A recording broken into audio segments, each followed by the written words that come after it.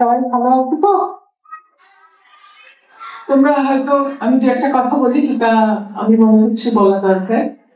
তোমরা নিশ্চয়ই জানো যে বাংলাদেশে অনেক এলাকার মধ্যে নোয়াখালীর কিছু অঞ্চল, প্রত্যন্ত অঞ্চল, মানে যেখানে সমাজের যেসব কাজগুলা করা উচিত হয় সেগুলো করা হয়।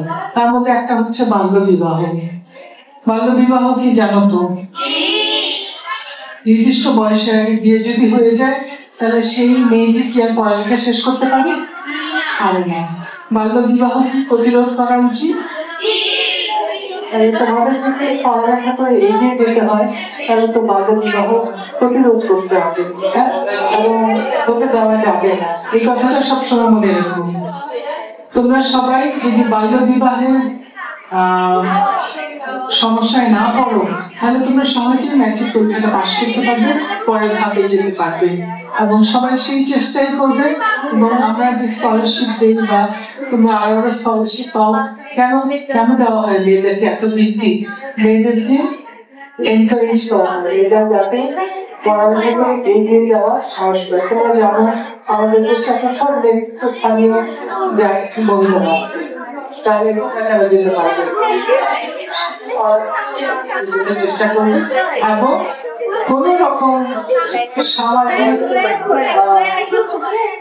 সমস্যা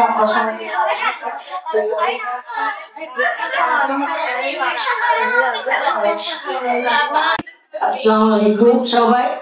আমি দেখতে পাচ্ছি তোমরা অনেক হাসি খুশি, সেটাই ভালো লাগছে। স্কুলে আসলে খুব ভালো লাগে, তাই না? সেই পড়ালেখা করবো, হাসি খুশি থাকবো। এখানে পড়ালেখা করতে আসবো তো অবশ্যই, কিন্তু সেই সঙ্গে একটা ভালো মানুষ হওয়ার চেষ্টা করবো।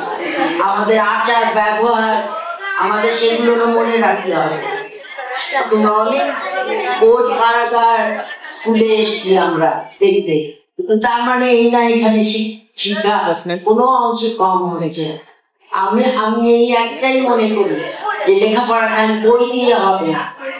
বই পড়বে, পড়ালেখা সুন্দরভাবে করবে, পাস করতে হবে, বড় হওয়া অনেক, কিন্তু আচার ব্যবহার কি সেগুলো শিখতে হবে। ভালো মানুষ হতে হবে, যেন সবাই মনে রাখতে পারে ওই গ্রামে ওই অভিযোগ। ইনশাল্লাহ পারবো আমরা, আর সবাই খুশি থাকবো। আমার দেখে খুব ভালো লাগছে যে স্কুলে আসছো, আনন্দ করছো, বাড়িতে থাকলে ভালো লাগতো। তোমরা খুব খুব কি বলবো সৌভাগ্যবান যে তোমরা স্কুলে আসতে পারছো।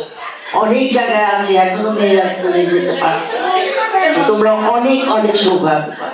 ভালো থাকো, বড় হও, দোয়া করি আমরা। আমি আসলে বেশি কথা বলতে চাই না, দুটো প্রায় বাজে, তোমরা আমরা দেরি করে ফেলেছি আসতে আসতে, অনেক সময় চলে গেছে। তোমরা তো শুনলে যে আসলে সেটা হলো যে আমরা এখানে তিন ভাই, আমার স্ত্রী, আমরা সবাই কম বেশি শিক্ষকতার সাথে জড়িত ছিলাম। আমার এই বোন বুয়েটে ছিল, তারপরে এখন কনসাল্টিং করে। আমার ওয়াইফ স্কুলে ছিল, ও মন্টেসরি একটা শিক্ষা পদ্ধতি আছে ওটাতে। আমার বড় বলতো ঢাকা ইনস্টিটিউট, স্যার এখানে বলা হয়নি ইউজিসির মেম্বার ছিল, ঢাকা বাংলাদেশের ইউজিসির মেম্বার ছিল। আর আমাকে বলা হয়েছিল অবসরপ্রাপ্ত বাহিনী সত্যিকারে, কিন্তু এখনো ঢাকা ইউনিভার্সিটি কোর্স নেই। আর আমার এখনকার একটা টাইটেল আছে বঙ্গবন্ধু চেয়ার প্রফেসর। তো আমরা সবাই শিক্ষকতার সাথে জড়িত। এটা একটাই বড় কারণ আমি বলবো যে আমার বাবা মা। আমার মা উনি ফেনীর, আর আমার আব্বা তো এই গ্রামের। আমার আব্বা সেই অল্প বয়সে বিশ্বযুদ্ধের শুরুতে চাকরি থেকে এখান থেকে চলে গেছে, এখানে কোনো কিছু ছিল না, সীতাকুণ্ড থেকে চাকরি থেকে পড়াশোনা করে তারপর অল ইন্ডিয়াতে পরীক্ষা দিয়ে কলকাতায় ইংল্যান্ডে গেলেন। সেগুলাতে গেলেন সে কবে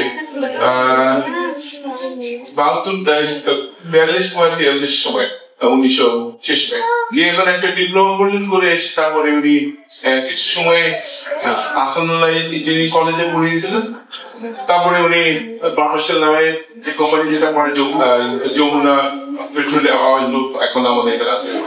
কিন্তু যেটা আমি বলতে চাই, আমার মা সারা জীবন শিক্ষকতা করতে পারেনি, শিক্ষা বলতে এগিয়ে যেতে পারেনি, কিন্তু ওনার খুব ইচ্ছে ছিল আমরা সবাই পড়াশোনার মধ্যে থাকি।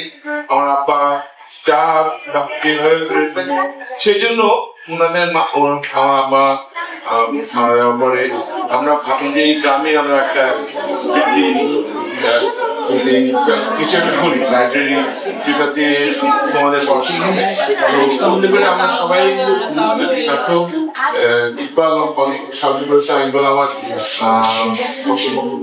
বড় কাকা ভাইয়ের ছেলে, তো অনেক ধন্যবাদ, অনেক ধন্যবাদ। কিছু বলতে চাই না, কিছু বলবে। সবাই ভালো থাকো, পড়াশোনা করো। শুনলাম যে 3-4 জন ব্যক্তি বেশি ভালো করে ফিনিশ চলে গেছে, তাদেরকে এখানে তোমরা কয়েকজন আছে, এখানে তো 100 বেশি আছে। তোমাদের মধ্যে আবার ভালো হবে, ভালো করবে, তোমরা ফার্স্ট সেকেন্ড থার্ড হবে এবং ফিনিশ যাবে যেখানে সবাই ঢাকাতে যারা পড়াশোনার মধ্যে, কিন্তু এক জায়গায় যেমন না থাকবো সেটাই শিখতে পারবো। আমাদের সঙ্গে মুভমেন্টটা করতে থাকছে, আমাদের যেন গতি থাকে, আর মেয়েদের বেলা সত্যি এটা খুবই এটি বলেন। তোমাদের সবাইকে, তোমরা কষ্ট করে, তোমাদের কোনো পরীক্ষা ছিল আজকে, তাই না? পরীক্ষা কেমন হয়েছে? হেডমাস্টার সাহেব যে কথাটা বলেছেন যে অনেকে স্কুল ছেড়ে ভালো ফল করে আর্থিক সুবিধা পেয়ে চলে গেছে, সবাইকে চেষ্টা করতে হবে যে আমি কি করে ভালো করতে পারি, যে ভালো সুযোগ পাবে চলে যাবে, তাতে কোনো সন্দেহ নাই, বাধাও নাই। আমরা যখন সিঁড়ি দিয়ে উঠি, আমাদেরকে সিঁড়ি দিয়ে উঠতে হবে, উপরে উঠতে হলে। এখন উঠতে গেলে ছোট বয়সে কি হয়, 3 বার পড়বো, তারপরে একবার উঠবো, আবার আরেকটু উঠবো, হয়তো আরেকটু পড়বো, তারপরে কিছু সময় পরে গিয়ে যখন পাটা শক্ত হবে, ভালো করে উঠতে পারবো, তখন কিন্তু একবারেই উঠে যাবো। তোমাদের সবারই সেটা লক্ষ্য হওয়া দরকার যে আমি চেষ্টা করব, আমার চেষ্টাটা হলো সবচেয়ে মুখ্য, আমি চেষ্টা করব সবচেয়ে উপরে উঠতে। আমি তো চেষ্টা করলাম, আর আমার মা বাবা কিন্তু সবসময় এবং উপরে আল্লাহ আছে, ওনাদের সহায়তা নিয়ে আমরা সবসময় চেষ্টা করবো উঠতে, যে যতটুকু পারি মন থেকে প্রাণ থেকে চেষ্টা করবো, তাহলে নিশ্চয়ই আমরা কিছুটা সফল হবো। সবাই যে 100 ভাগ সফল হবো তা না, কেউ 70 ভাগ, কেউ 80 ভাগ, কেউ হয়তো 100 ভাগ হবে, কিন্তু সবারই ইচ্ছা থাকতে হবে আমি সফল হবো, আমি উপরে উঠবো। চেষ্টা করলে যতটুকুই অর্জন করতে পারো সেটাই তোমাদের সফলতা, ঠিক আছে? সবাই চেষ্টা করবে। তোমাদের বন্ধুদের মধ্যে কে বেশি বৃত্তি পেয়ে চলে গেল সেটা কিন্তু বড় কথা না, তোমরা তোমাদের জায়গা থেকে চেষ্টা করবে তোমরা যাতে ভালো করতে পারো। তোমরা ভালো করলে কি হবে, তোমাদের নাম উজ্জ্বল হবে, তোমাদের মা বাবার নাম উজ্জ্বল হবে, আর তোমার স্কুলের শিক্ষকদের নাম উজ্জ্বল হবে, এবং সবচেয়ে উপরে স্কুল সম্বন্ধে বলবে ও সোনাগাজীর ওই মেয়েদের স্কুলটা রেজাল্ট ভালো করেছে, তাই না? সেটা শুনতে ভালো লাগবে না? তাহলে কি তোমরা ওই কোন মেয়ে চলে গেল, সেটা আরে ও চলে গেল, ও বৃত্তি পেল, আমরা যেতে পারলাম না, সেটা মনে হবে?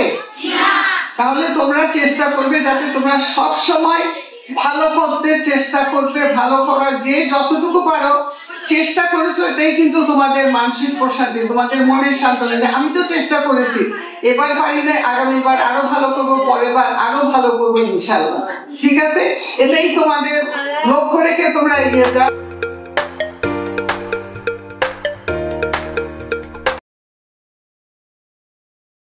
আমার নাম তাসমিয়া আক্তার নিহা। আমি আমিরাবাদ আনোয়ারা বালিকা উচ্চ বিদ্যালয়ের 8ম শ্রেণীর একজন শিক্ষার্থী। আজকে আমি আব্দুল আওয়াল স্মৃতিবৃত্তি থেকে অনেক জ্ঞানী মানুষ থেকে বৃত্তি পেয়েছি 2000 টাকা।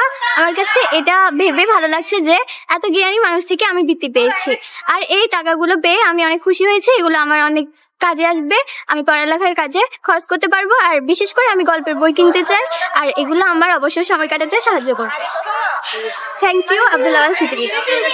আসসালামু আলাইকুম, আমি 9ম শ্রেণীতে পড়ি। আমার নাম সানি তাবাসসুম। আমি বৃত্তিগুলো পেয়ে অনেক খুশি হয়েছি, এবং আমার এই বৃত্তি পেয়ে আমার অনেক কাজ লাগবে, আর এই জ্ঞানী মানুষদের থেকে বৃত্তি পাওয়া অনেক ভাগ্যবান। আসসালামু আলাইকুম, আমি 10ম শ্রেণীর একজন শিক্ষার্থী। আমার নাম ইসরাত জাহান সামিয়া। আর আমরা আজকে যে টাকাগুলো পেয়েছি ওগুলো পেয়ে অনেক খুশি লাগছে।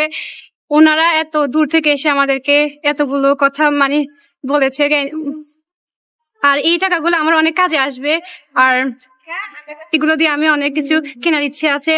থ্যাংক ইউ আব্দুল আওয়াল স্মৃতিবিদ। আমার নাম সাদিয়া ইসলাম। আমি আমিরাবাদ আনোয়ারা গার্লস হাই স্কুলের অষ্টম শ্রেণীর একজন শিক্ষার্থী। আমি আজকে আব্দুল আওয়াল স্মৃতিবৃত্তিগুলো পেয়ে খুব আনন্দিত হয়েছি। আমি জ্ঞানী ব্যক্তিদের কাছ থেকে এই টাকাগুলো পেয়েছি।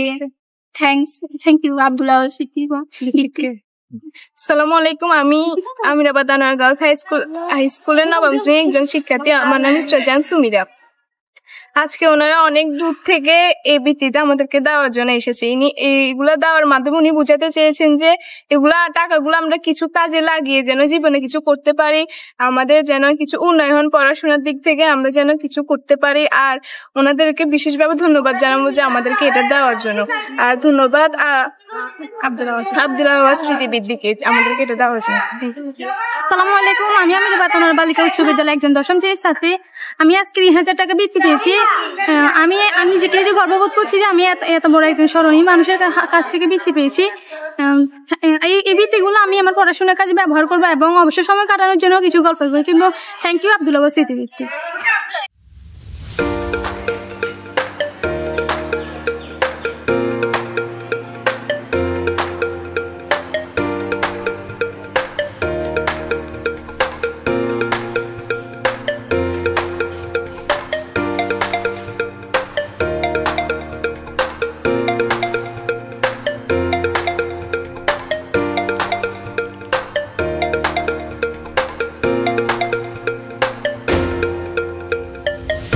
Thank you Spandan B. Thank you thank you Abdul Awal স্মৃতিবৃত্তি।